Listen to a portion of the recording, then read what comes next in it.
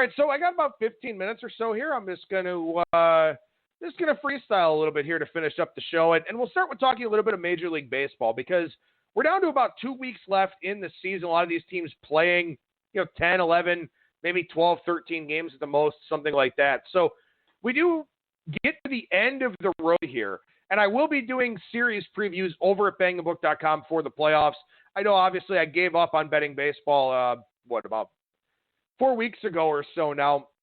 We'll be doing some series preview stuff for the playoffs and things of that sort. But just in terms of what's left here for the season over the last couple of weeks, it'll probably be the last time I talk baseball here on the show. But, again, as you look around at these different playoff races and some of the other things going on, a couple of things I want to point out here.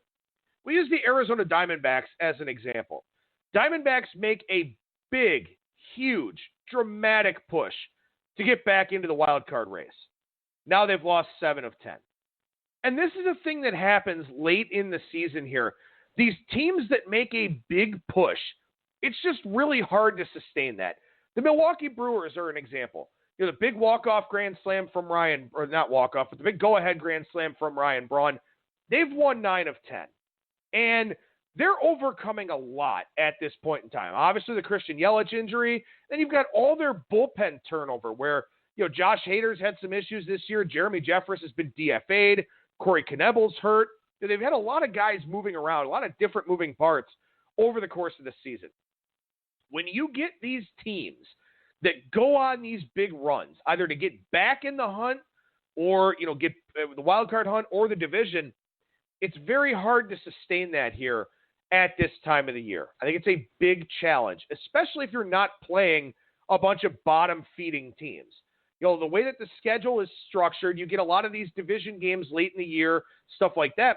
The Brewers, it's tough. It's tough to keep going at a certain clip. It's late in the year, you're tired. Yeah, you're riding some momentum for a while, but a lot of times what happens is that those teams really hit the wall. When they find out that they're not going to make it into the playoffs or they're just not going to have enough, those teams a lot of times hit the wall. And I would expect a team like the Atlanta Braves, for example, to be a good fade team here over the next couple of weeks. They've already clinched a playoff berth. They're up nearly double digits in the NL East, and they're not going to overtake the Dodgers for home field advantage in the playoffs. The Dodgers have a 4-game edge on that here right now. It's hard to make up 4 games when, the Braves have, 11 left to go. The Dodgers have 11 left to go as well. It's just not going to happen. So some of these teams that have played at a very, very high clip will have lulls. I think the Braves will have a lull. I think it's entirely possible that the Twins continue to have a little bit of a lull. I don't think the Indians catch them, but the Twins now 4.5 up. They did what they needed to do in Cleveland. They avoided the sweep and, in fact, took the series. You can see a little bit of a lull from a team like that. The Yankees, same thing. So many injuries here over the course of the season. I think that you may run into some situations now at this time of the year where playing these big underdogs may make some sense. Because these really good teams have played at such a high level for such a long period of time, it's a tough ask. Because you're trying to position your rotation for the playoffs. You're trying to get guys some time off as much as you possibly can. So I've talked about this a lot here over the course of the season, and maybe this backfires now at this time of the year.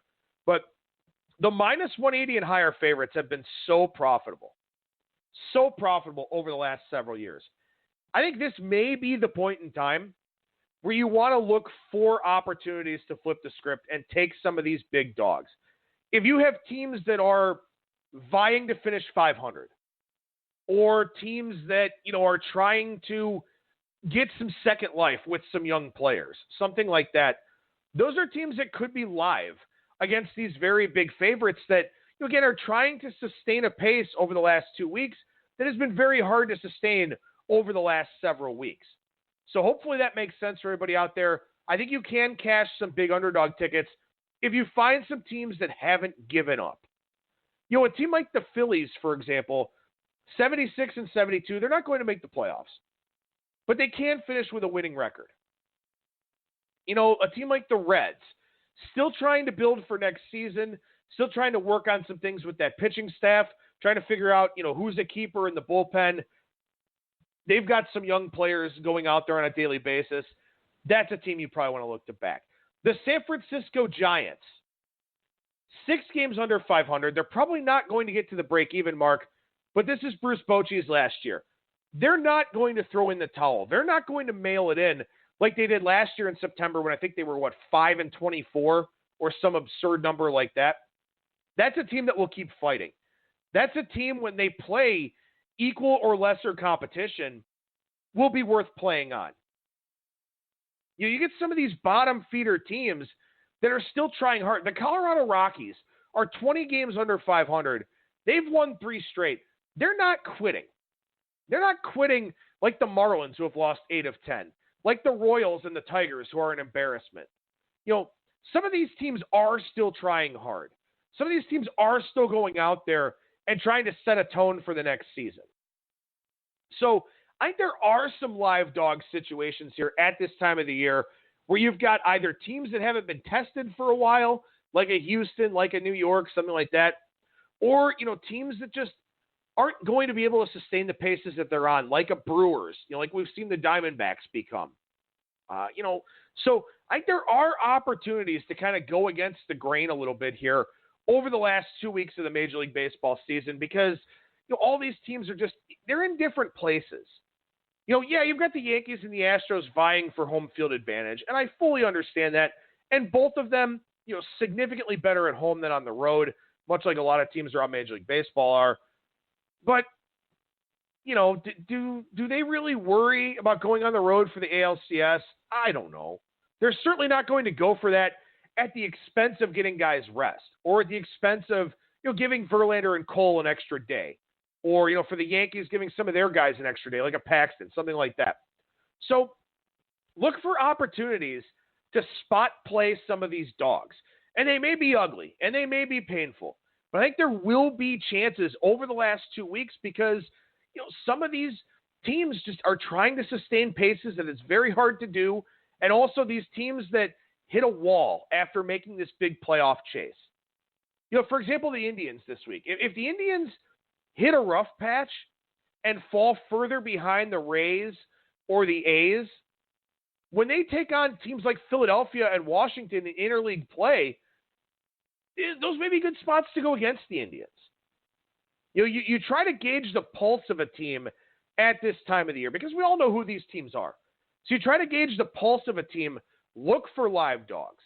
Look for those opportunities that are out there to cash some of those big underdog tickets. I think there will be chances here as you go throughout the rest of the regular season. I think those are things that you do want to keep an eye on. Spend a few minutes here on the NFL to wrap up the show. And as far as tonight's game goes, I'm on the Browns in the Super Contest minus the 2.5. Did not take them in the Circa. As far as the line right now, look, the Jets have so many injury concerns. Not just Darnold with the illness, but also you've got C.J. Mosley and Quinnen Williams out on defense. Maybe this is a little bit of a higher scoring game. Certainly could see that with some of the defensive personnel missing for the Jets. Seen this total kind of go up, come back down, go back up now. A little bit of a roller coaster ride with that one. I understand the hesitance with Cleveland because last week they looked so bad. You've got a brand new coaching staff with Freddie Kitchens, 2 new coordinators working with this team. I understand the hesitance to lay the big number with Cleveland tonight. I certainly wouldn't do it. Maybe you could see some points here in this game. Again, a primetime game. Lots of pass interference calls yesterday in the NFL. Baker should be better, I would think. I think Nick Chubb can have success running the football. I think the Browns maybe do run the football a little bit more, which is traditionally counterintuitive to playing it over, especially in the NFL. But it should open some more throwing lanes for Baker. Should give him some more opportunities. And I think Trevor Siemian isn't getting enough respect tonight. Yeah, he's been a guy that's had some interception problems, but he's also a guy that's got 24 NFL starts under his belt. So I think he could have a little bit more success than people realize, so long as the Jets are able to protect him. And if they're not, we could end up with some short fields in this game as well. Also, Baker Mayfield last year threw a good amount of picks. The 3 picks last week could have some short fields here for both of these offenses. So would lean with the under tonight, given the current price on Cleveland. But one thing I did want to talk about here on today's show, it was a very rough Sunday for me. 1-4 in the Circa, hoping to get to 2-3 in the Super Contest with Cleveland tonight. And nothing went my way yesterday. Had I think 3 pass interference reviews, all of them went against me. Had the Steelers, Roethlisberger gets hurt. Had the Eagles, who come up a yard short, even though they lost to Sean Jackson, Alshon Jeffrey, Nelson Aguilar got hurt as well. Carson Wentz got dinged in that game. Carson Wentz gets dinged in every game, it feels like. But nothing in my favor with reviews. Kirk Cousins with the awful interception for Minnesota. When they were even in field goal range to make that a 1-score game, I don't know if they kick it there, but it was a 5-point game, it was a 5-point game at the time. So you take it down to a 2-point game where 1 field goal wins it. Maybe Minnesota kicks the field goal there. Zimmer seems like the guy that probably would. Cousins throws the just atrocious interception to end that game pretty much. Nothing went in my favor. The Colts picked up the outright upset win. Kudos to them for that. Other than that, nothing went in my favor. And I talked a lot last week about the mental side of handicapping. And it sure as hell takes a toll. And one of my picks was Cincinnati, and they got blown out, and it was a bad handicap. And in a lot of ways, I would rather have that. I would rather be dead wrong and have a game where I know it's a loser in the first quarter or by halftime than have one of these games where something out of my control potentially prevents me from a cover. Like Minnesota, after the first 3 Green Bay drives, was excellent defensively in that game. And they had the Diggs 15-yard penalty where they kicked a 48-yard extra point for no effing reason. They had the bad Cousins turnover. They had Diggs get called for offensive PI upon review. Was that a bad handicap? Or was that just things that I couldn't control affecting the outcome of the game? Philadelphia. Bunch of injuries in the first half. Was that a bad handicap? Or was that a bunch of things I can't control? And look, Philadelphia had, 140 yards of offense midway through the fourth quarter? Was that a bad handicap? Was that the injuries? And when you talk about a market as tight and as efficient as the NFL market, I think it's hard. I think those lines are very, very blurred more often than not because your margin for error is remarkably small. You have to run in the NFL on the right side of turnover margin. You have to run on the right side of these bad coaching decisions. You have to run on the right side of these egregious turnovers. And maybe that's on me. Maybe that's the result I get for taking Kirk Cousins against Aaron Rodgers in a quarterback-driven league. Maybe that's my fault. Maybe that's on me. And that's the hard part about the NFL. It's hard enough to pick winners in a tight market where usually your power ratings gap is about 17 points. And obviously Miami's going to rewrite all the record books this year for that. But these teams are very comparable in most instances. So that's the thing that you have to evaluate on Monday. Did I make a bad handicap? And sometimes it's obvious. Sometimes you take the Giants.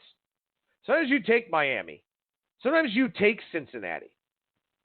But a lot of times, you didn't take Miami. You didn't take Cincinnati. You took Philadelphia. Or you took Chicago. Or you took Minnesota. Or you took, any side of the Indianapolis-Tennessee game. Any side of the Chargers-Lions game.